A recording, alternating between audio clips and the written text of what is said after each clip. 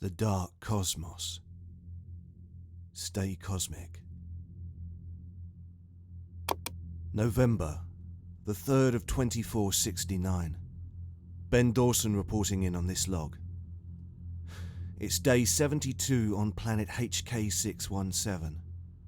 The weather has been constant, so that's been good. The approaching storm is going to be a problem 10 days from now, but I expect the exterior of the ship to hold up.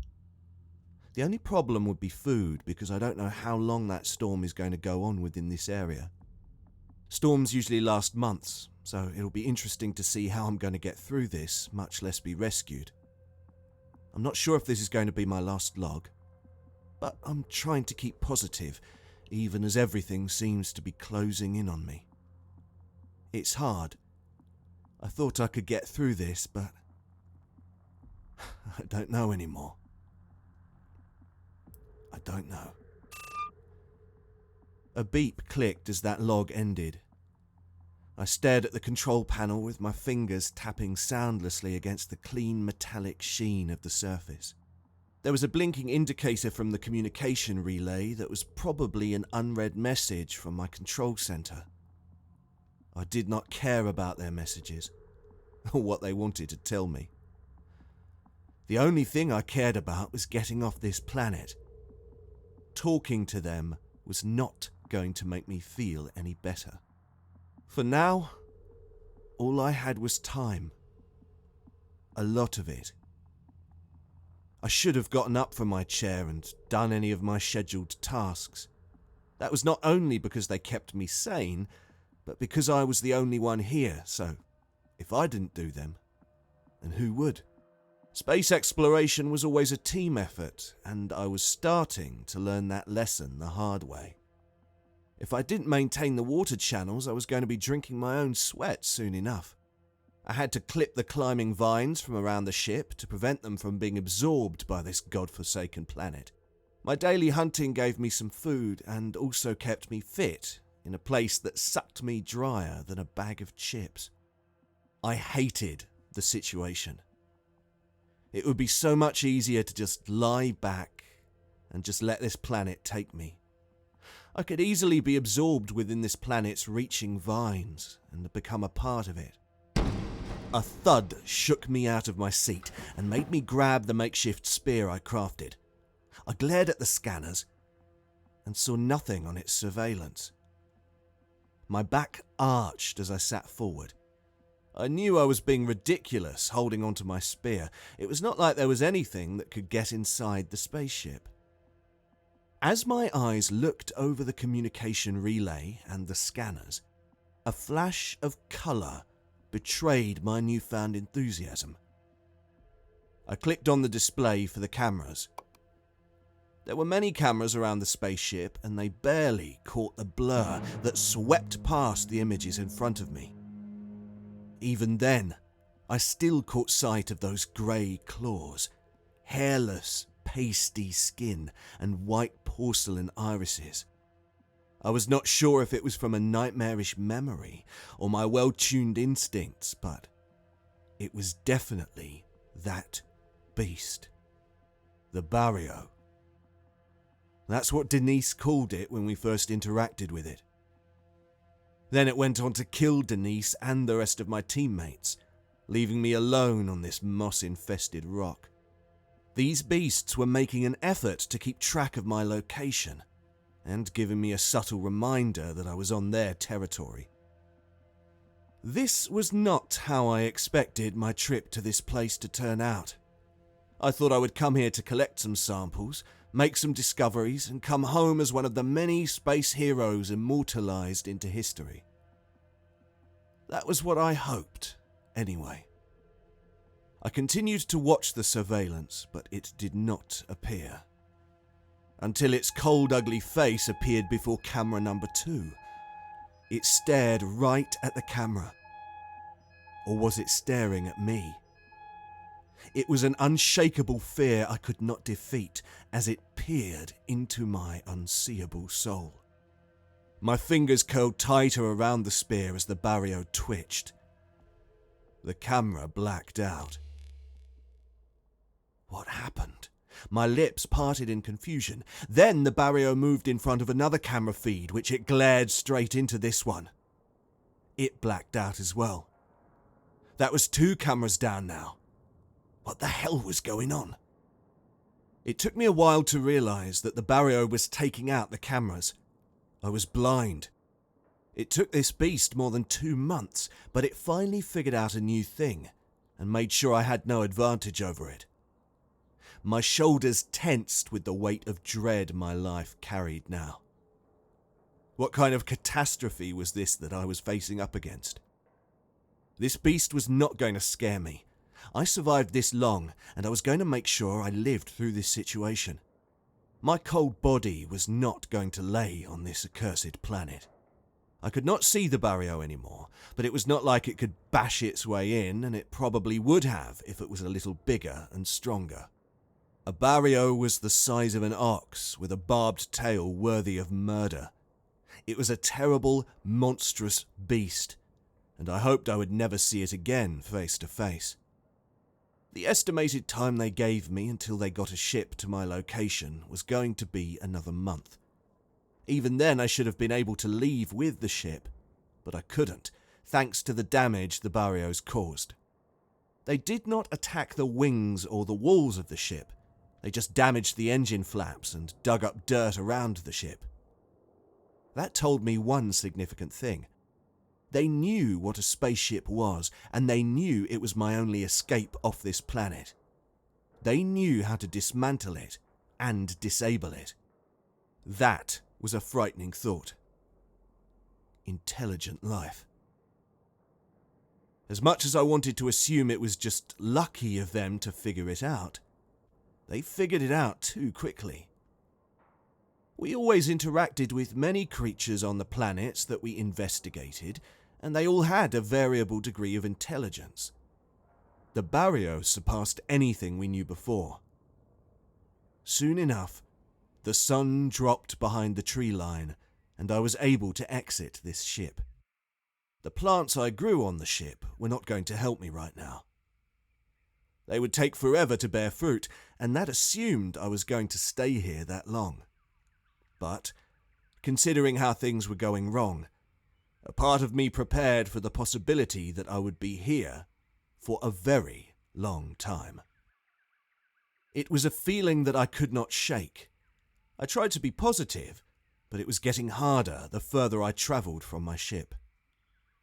When we arrived here, we were only out in the field for 1 day before it attacked. My mind did not want to go back to that day, and the terrible, long hours I was stuck in a tree trying to avoid its merciless claws. The only good solace was that it was never out at night. But the darkness that this planet delved into was a whole other problem. Because of the orbit this planet had with its sun, nighttime lasted anywhere from 4 to 5 days at a time. That gave me a good enough time to hunt. The Bario would never attack me at night, but I was no fool, for he was not the only predator on this planet. I stepped out of my ship with my spear slung over my shoulder, turned on the torch on my wrist guard, and looked around. My breath caught as the readings started spiking. This planet had a toxic and acidic atmosphere. That toxicity left droplets of its whimsical nature upon the glass screen of my helmet. The moisture of this place was always an annoyance that deterred my enthusiasm. Even the ship was being affected by the loaded moisture, as the once clean white sheen of the ship's surface was now a dirty brine of grey dirt. Blue moss grew at the edges of the coffin the Barios dug it in. This spaceship was useless now, and if I did not escape here, my own sarcophagus. I could not die here. I needed to survive. So I moved forward into the unknown. It was stuffy being here for too long, and that was the least of my worries once I came out into the planet's darkened ambience. The only lights were the trees with their water fruits. These fruits were the size of a house, but shined in the darkness with a golden lustre. I walked under these and many other vegetation, trying to find some animals to kill. This planet was weirder at night. It was like this place was different. The vines laid there deader than nails, and the earth did not sparkle with its hidden gems. My boots would crunch into the dried earth, compared to the morning, which was softer than a child's touch. My suit's readings were chaotic on this trip. I froze when vibrations hit the soles of my feet from afar. Something was close, and based on the might of those vibrations, it was not a small thing either. A part of me felt like the moment the planet was out of the sun's blazing sight, something changed. The atmospheric pressure and temperature readings told me that. On top of that, the storm readings were definitely worse at night. I would have to go out into that storm, and I was not looking forward to that. It was like during the daytime everything was alive, but during the night the place was dead. A deep groan echoed throughout the forest. It got weirder when I sidestepped behind a tree and watched a 50-foot reptile akin to our dinosaurs stomp across the valley in front of me. This planet was just like Earth in its early years. It was at the cradle of life, and it was beautiful to see. My best option for food was the plant life around here. When we came here, we did not have a lot of information on the various fruits on this planet. I had to learn quickly what was good to eat and what was poisonous. What I did was watch the many herbivores of this planet. The fruits they ate gave me a rough idea of what to try out. Plus, I only started out with tiny portions for some leaves and fruits at first, and watched my conditions to see if they made me sick. Only one plant I ate the nuts of made me sick so far, so I had been lucky. The first month I mostly ate meat I hunted, which was harder to get. That month was rough and uncompromising to my stomach's sensibilities. My best method to get that meat was to lay traps, since my ability to hunt on foot was non-existent. The one time I wished I became a Boy Scout and learned some of that survival nonsense. My ability to lay traps was not good either, but I learned with each failure. There was one thing that was odd though. I neared the snare I set up. From the rope I made out of vines to the metal I crafted around a spiked wedge, all of it was beset by rust and moss overgrowth. Parts of the metal were cracked and bent into odd curvature, as if morphed by an unknown force of gravity. It was metal that was supposed to be unaffected by rust. How high was the acidity of this place to do this form of violence to it? Distant crittering chirps woke me from my focus on the trap's condition. What mattered was its performance, and it caught nothing, even though it was tripped. A splash of blood lined the spines that threatened to kill any small creature. I would have to check another trap to see. The featherless birds flew over the descending fog that cut into the tree line. I was unable to get anything in those traps, so I set new ones in different locations. After I gathered some fruits into my pack, I went back to my home base. 3 days of gathering fruits and little rest kept me high on this survival campaign. My feet got unsteady as the arid surface got more uneven.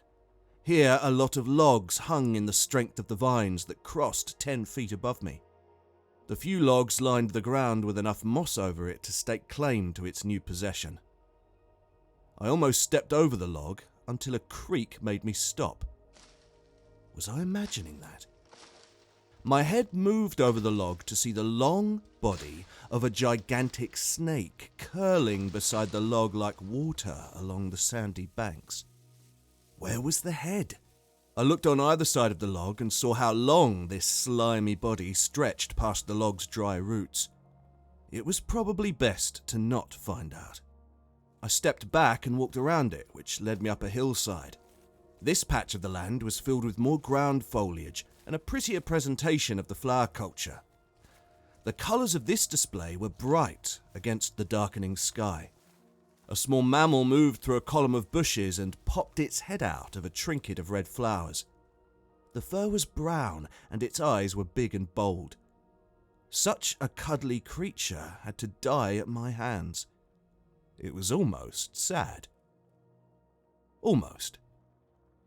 My fingers tightened around the spear before I swung it. The spear went right through the trinket, but the animal ran off unharmed. I frowned and looked around with a sense of foreboding hanging in the air. I walked down a low-rising cliff and into a ridge. The grass here smacked against my knees as I stepped through the depths of the darkness. Lights beamed at me from a distance, and my eyes sparkled from each intermittent blink. I froze when the wind picked up and shook the bushes to its melody. The lights dimmed as the ground shook again. Those tremors were closer this time. I listened, and my heartbeat pounded in my head worse than any conundrum I ever faced in the past. My eyes trained ahead to regard a shape that moved against the splash of darkness that gathered around me without mercy. It was that small, furry animal. A familiar growl lifted the hairs on my back and made that small animal twitch in the spectre of the light. The Bario. I turned my head and stared into the many shapes of the night. There was nothing that stood out to me. It should not have mattered that I heard any of the Barios. Their cries into the night like emotional wolves seeking their lost parents were a commonality I was used to over these 2 months. It did not mean I liked it, though, for they kept reminding me of their presence. Maybe I was being delusional, but a part of me always felt like they were subliminally shouting in my ears how I would never escape this planet, that they would hunt me down and catch me eventually. Then again, if I survived this, I was probably going to get immortalized as the man that escaped this planet. The problem was, I had to escape. A series of muffled thuds preceded the ruffled vegetation. I flipped my head around to see the animal running off. It barely reached 5 feet before a growl ripped through the cold night as swiftly as the claws of a predator. I froze in dismay to see the Bario slice into that poor creature and severed its right arm from the rest of its bloody body. My lips parted in surprise, yet I struggled to rationalize this shock that vaulted my insides to the wall. The Bario never came outside at night. My frightful thoughts blasted in my head, but I never moved. The Bario moved, though, and it was towards me. Its body curved with milky white eyes reflecting what little light that cut through the dark atmosphere. The Bario got higher as it moved along what I assumed was the rocky wall in this hilly landscape. I ran. My heart exploded with a burn that overcame my chest down to my lower back. Tripping over shrubs and rocks in a ferocious escape, I dropped into a grass field. Silence was the only thing I heard as I lay there. Its low growl crept closer to death than any threat in my life. I got up, quickly. My eyes adjusted to my surroundings as I moved my torchlight back and forth. This thing was stalking me, and I could not do anything about it. The spear in my hand did not feel like a weapon of war, more than it did a toothpick. I was so powerless, surrounded by greenery that should have made me feel peaceful, but instead, it felt like a prison cage. It was not an uncomfortable feeling because I could go anywhere, but nowhere was a home to me. My mind drifted on those thoughts with a sense of urgency until my boot slid off something. An ache shot up the length of my ankle when I tumbled. The torchlight passed over white ghosts in my shocked distress. I stepped back and straightened. That's when my heart stopped. The light bathed over rusty and dust-coated surfaces of suits. Many of them were marred and cracked thanks to the claws of those beasts. There were not just any suits. They were protective bodysuits just like mine. Yet they were not exact. Those suits laid along a huge field of scattered trees with some caved-in ditches cutting under the overhanging vines. There were many shapes and sizes. Most of them were white, but there were a few that were of different colours. As far as any emblems or symbols upon them, A few had flags from different countries, if not symbols of internal cliques they were a part of. These suits were an odd fixture here, but more than that were who they belonged to. The dangerous thought about my dead teammates cut through my mind with just as much efficiency as it did any other weapons of mass destruction. None of these suits were like mine, so I breathed a sigh of relief to know that these suits did not belong to my teammates. Still, I could not deny that these suits were being held here either as trophies or being used for some functional purpose. There were a lot of suits, and if my rudimentary counting skills were anything to trust, I reasoned there were around 100 suits there. So many people died to these things.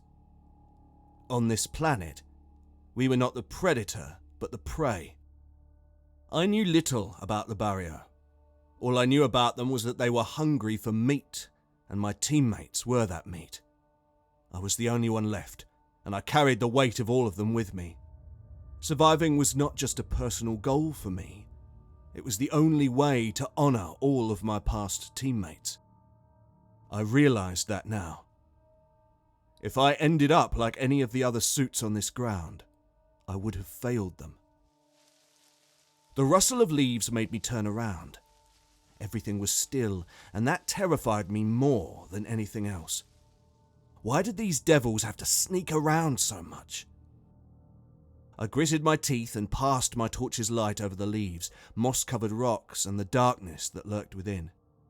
My heart thumped as I stepped back in steady tips on my toes. I avoided stepping on the empty husks of the suits and found myself in an open field, with a low foliage of seven-finger leaves. A growl sent my fear flying as I increased my pace. The bottom of my boots creaked to the unsteady rise of the decline. I could not guess what it was, but it was not rock. It was harder and more geometric in shape, but I was too scared to pull my light down. Every moment counted in this place, and I needed to catch that Bario before it got the drop on me. I flicked the light to the side where it touched another ghost, but it was bigger than my imagination could have created. My imagination could not have made this up, for as my light went up, the ghost became bigger, more solid, and more frighteningly similar. A spaceship. It was similar to ours, but looked like something out of a fossil. Vines covered it like they decided that it belonged to this planet. It was theirs, and so would I, if I did not escape this madhouse. Based on the trails on the ground and the ditches surrounding the dump site, opening out to winding tunnels, it was clear that it was dragged here, or carried piece by piece. It was no wonder that these beasts were smart enough to take out the cameras. They knew about our spaceships from experience. What bothered me was how they got all of this experience. There were so many suits, and just as many dead people that they belonged to. How did they end up here? I was not sure how many flight campaigns we took to this planet, but it wasn't that many to validate so many remnants of the past. A creak made me jump, but not quick enough, as the Bario rushed around a spaceship wing and at my thighs. I swung the spear helplessly at the Bario's back. Its claw scratched my suit. If my suit got damaged here, I would be more than dead. I would be in a nightmare. I tried to run, but my foot bashed into a piece of spaceship shielding. My drop into the grass was as unceremonial as it was embarrassing. I pushed myself onto my palms. The Bario's growl purred, an unfortunate chill up the length of my spine. Its head with sharp, saliva-dripped teeth passed by me.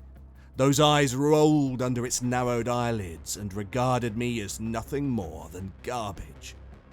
I was, for both of my hands were empty, and the spear could be anywhere between the scraps of metal, dancing mushrooms, and bent blades of grass. Jumping up from my exposed position, I sought refuge. The first sight that gave me any solace was a large chunk of the spaceship. I could hide there, or at least hunker down until I make a plan.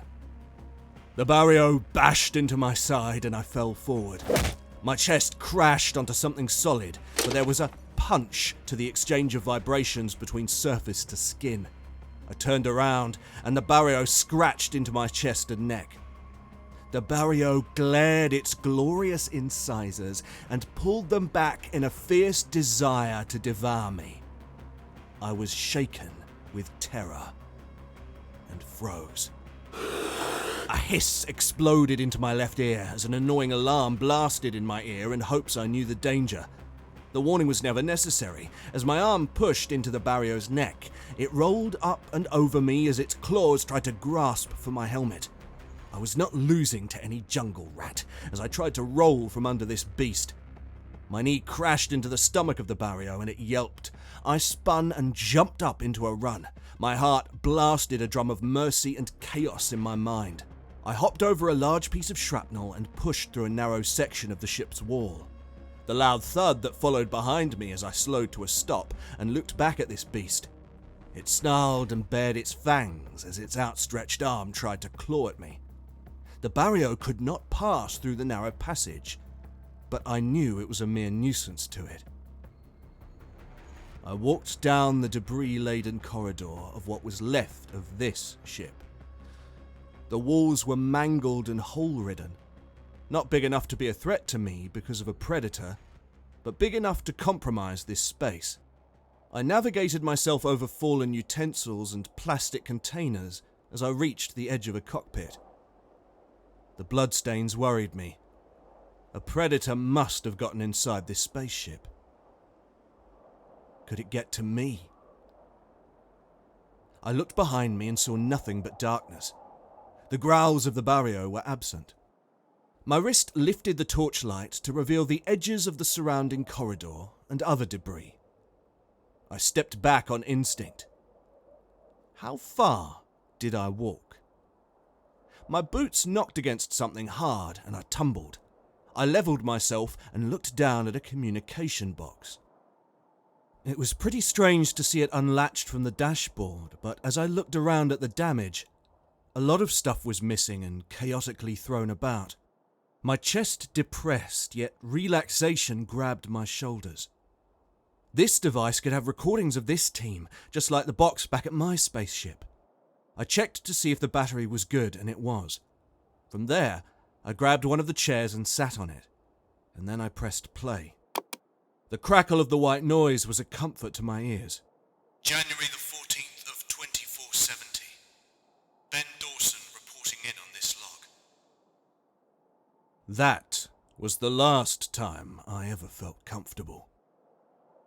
The rest of my voice became nothing more than a drone-like buzz as my brain became cloudy with stress. How was my voice playing right now? From a recorder on a destroyed ship that was similar to mine? That did not make any sense. A thud made me jump up. I looked behind me and flicked the light around at anything that piqued my worries. My voice seeped into my brain like a leaky faucet. The transition was infectious. My words pounded hotter than an iron spike. I shook my head and pushed down the bile of confusion that raised up. My focus on those last words slowed my heart to the edge of falling over the cliff. I talked to them. It's going to be months before they send another rescue mission, and that's if they approve it. I ignored my voice and looked around. What was that soft sound? It sounded like sheets shifting on a rough surface. This still did not make any sense. The rescue ship had not arrived yet. Or did it? I replayed the recording, and that was when I heard the date. That was not possible. I almost had a heart attack the way my heart tried to jump out of my chest. The noises around me faded out as the crackles of the recording settled under my somber words. They crashed. I can't believe this, but I have to keep the faith. Things are hard right now. I have to pick myself up and try to stay out of those Barios' way. It's hard to believe those Barios got to their landing site. It was almost like they knew where they were going to be. I'm starting to think those beasts must be smarter than anything I've seen. I would bet they could be as smart as humans. It's a guess, and I have no proof. but it's a feeling I got.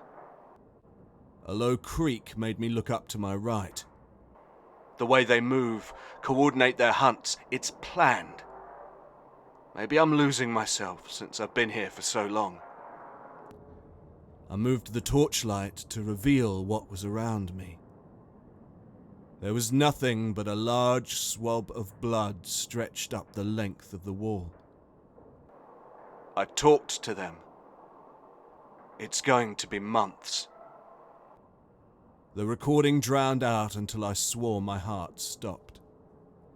I heard nothing, as if my body stopped working.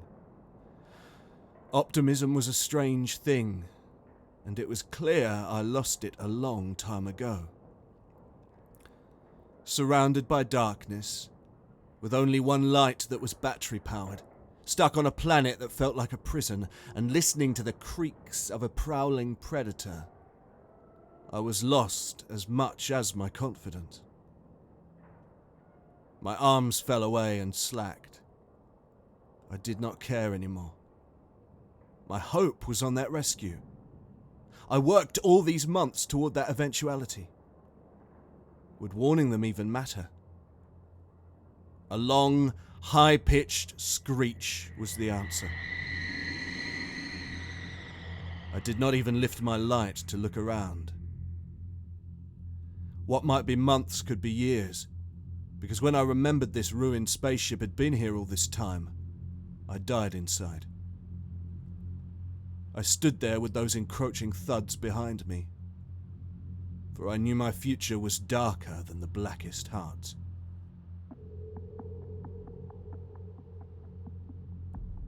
Hey sci-fi horror fans, it's Thomas. Thanks for tuning in. If you enjoyed this story, make sure to give it a thumbs up. Thank you to all our official channel members. Your support means a lot to us. Craving another scary tale? Click that video on your screen. Until next time, everyone. And remember, stay cosmic.